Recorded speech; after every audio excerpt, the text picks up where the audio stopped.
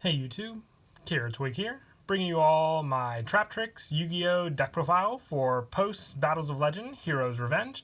I've been meaning to do an update to the Traptrix deck for quite some time, just didn't have enough time to get around to it, but it's a really fun deck. The whole point of the Traptrix are to focus on the trap hole cards you can run with the different Traptrix monsters, and the fact that we have a Link monster now in the TCG for the Traptrix definitely does boost up the deck's power, just having a Link 1 monster to go into with all the different Traptrix monsters, and then relying on your heavy trap back row to also shut down your opponent and any of the plays they try to make. So let's go ahead and get started with the deck profile. So for the monsters, I am running 3 Traptrix Myrmilio, one of your main Traptrix monsters to go for. With this one, it's unaffected by the effects of whole normal trap cards, and when this card is normal summon, you can add 1 whole normal trap card from your deck to your hand. And if this card is special summon, you can target 1 spell or trap your opponent controls, destroy that target. So you have plenty of search targets with this deck for Traptrix Myrmilio, just giving you that back row power with this card's normal summon alone, but when you can also special summon it, having that spell or trap destruction against your opponent can also take care of a lot of cards on their field depending on what they have set up. And it's a definite 3 of for that fact that it just sets you up and then gives you the additional cards to work with. And I also run 3 Traptrix Dionea. With this one, it's unaffected by the effect of whole normal traps as well. And when this card is normal summon, you can target 1 Traptrix monster in your graveyard, special summon that target in defense. And when this card is special summon, you can target 1 whole normal trap in your graveyard, set that target, but banish it during the end phase of your next turn if it is still on the field.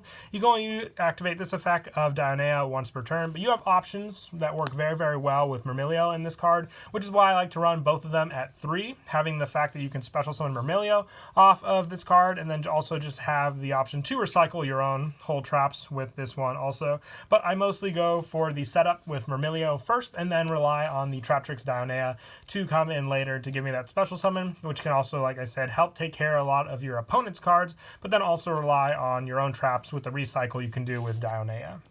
And one of the newest Traptrix monsters we have is Traptrix Mantis, which I also run 3 of. When this card is normal summon, you can add 1 Traptrix monster from your deck to your hand. It's unaffected by the effects of whole normal traps, and once per turn, quick effect, you can target 1 set spell or trap you control, return that target to the hand, then you can set 1 spell or trap from your hand. So more of a kind of like switch around setup with this card. It's interesting just how you can change the cards you have on the field depending on what you have in your hand. Let's say your field gets a little too cluttered with some specific traps, you want some other ones you have in your hand. Mantis can definitely help with that, but also just having an option now to search for either of our other 2 Traptrix monsters we run in the deck with this card is a definite boost also, since we want to have plenty of resources to work with in this deck depending on what play we're going for, along with what traps we have on the field also.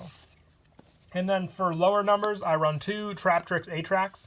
With this one, it's unaffected by the effect of whole normal traps, just like all the other ones. But you can activate whole normal traps from your hand, and the activation effects of whole normal trap cards activate on your side of the field cannot be negated. So it's not so much of a play extender, it's more of a just protection for your traps on the field, and gives you the extra added bonus to activate them from your hand, which definitely does come in handy against your opponent, depending on the kind of play they're going up against, or if they're just trying to get out a lot of different monsters also. And then lastly, for the Traptrix monsters, I run 2 Traptrix Nepenthes. This one's unaffected by the effect of whole normal traps, just like all the other ones. And if you activate a whole normal trap, except during the damage step, you can add to your hand or special summon 1 Traptrix monster from your deck, except Traptrix Nepenthes. You will use this effect of Nepenthes once per turn. So this card setup for the special summon definitely does come in handy as well. You just need to have the proper normal whole trap on the field to activate. And then it also gives you that option of whether you want to, let's say, add or special summon, depending on which one you go for. You have plenty to work with. Most of the time, just remember, Mantis has to be normal summon for that effect, but Dionea, Myrmilio, or even Atrax, depending on what you want for the field, is a good go-to plan for sure with your cards. And then lastly, for the monster lineup, I just run 3 Ash Blossom and Joyous Spring. Just more hand, trap shutdown for your opponent. You work with the traps to stop their monsters, but Ash Blossom definitely does come in handy to stop any of their searches they wish to do with cards in their deck also. And that is it for the monsters. I would say moving on to spells, but we don't run any spells in my version of the Traptrix deck. The only thing I might recommend if you wanted to try is the one double or nothing, if you wanted to run it along with the Utopia, which we're running in the extra deck. But if you did want to run that spell, I'll show you what cards you can take out in the trap lineup to add that one card. But for the traps, I run 3 bottomless trap hole. Like I said, you want to focus on your hole traps, and bottomless trap hole when your opponent summons a monster with 1500 or more attack, destroy that monster with 1500 or more attack, and if you do, banish it instead of sending it to the graveyard. So just more options to take care of a lot of your opponent's cards, plus the fact that this card is searchable in the Traptrix deck gives you that added additional bonus as well. So definite 3-of since it's off the list at that full power with this current meta as well. And most usable, I would say, for sure in this deck, the deck it was meant to be in. And I also run 2 Floodgate Trap Holes. Now, not as strong when you're going up against a lot of Link decks, but you're also able to take care of the monsters that your opponent summons before the Link summon.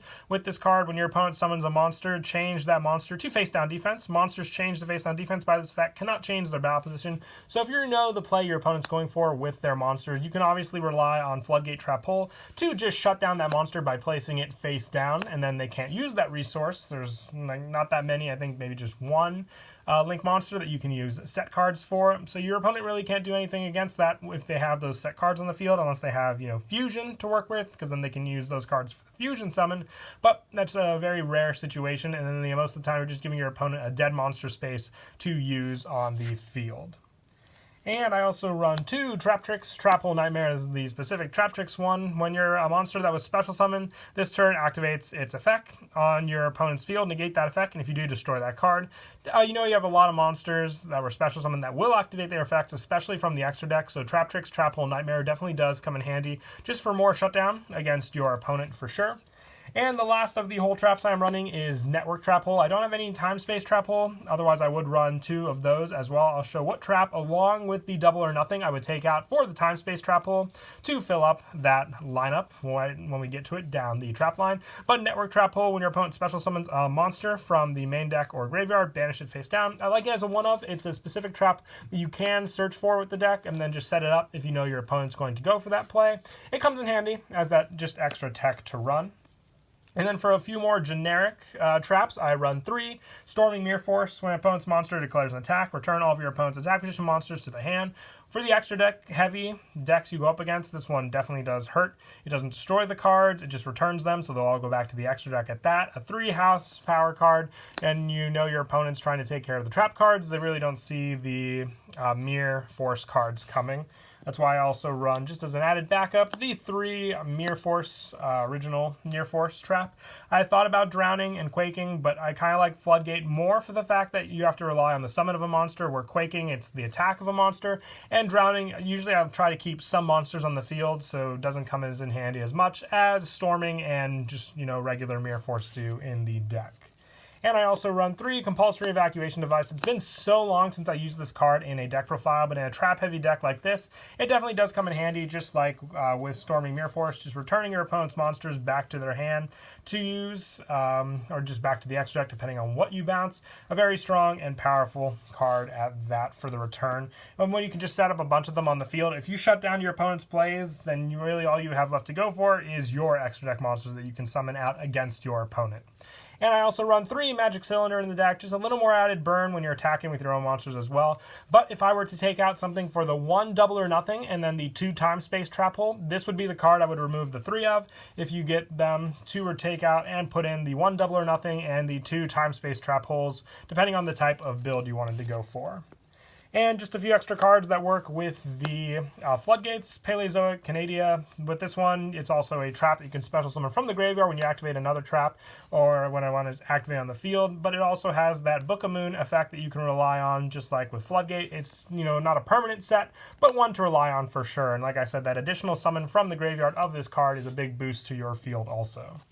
And I also run 2 Chain Hole to finish off the main deck. When your opponent activates a monster effect in response to a card or effect activation, negate the opponent's effect. Then your opponent can banish 1 card from their hand or deck with the same original name as that negated card. If they do not, you can banish 1 random card from their hand. So this card is a big bonus, stopping your opponent's plays and also eating away at their resources for the fact that they have to get rid of another card, or you'll take another card from their hand. It's like a bumped up strong version of Chain Destruction, and it works very well since you're going to have a lot of cards from your opponent that they'll activate against, let's say, some of your hole traps, just so they have some kind of recollection or resolve not to lose their complete monster in vain against a card you activate.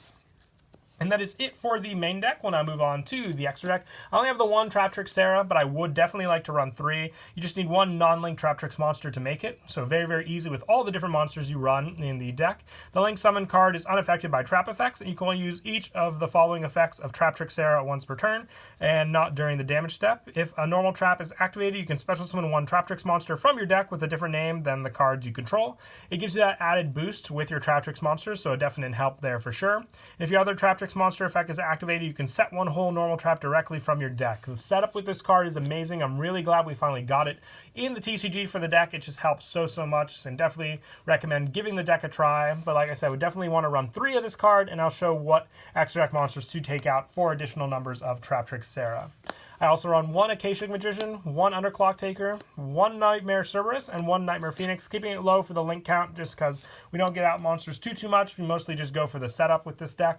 And I also run 1 Gaga Cowboy, 1 Dark Rebellion, 1 Abyss Dweller, 1 Castell, 1 Baguska, 1 Exciton Knight, 1 Tornado Dragon, 1 Daigusto Morale, and then also, like I said, the Utopia lineup earlier, 1 Utopia and 1 Utopia the Lightning. If you wanted to take out for the additional Sarahs, I'd remove the 1 Castell and the Dark Rebellion to add in 2 more copies of Traptrix Sarah into the deck for the much more consistent plays, since she only needs the 1 Traptrix monster to make.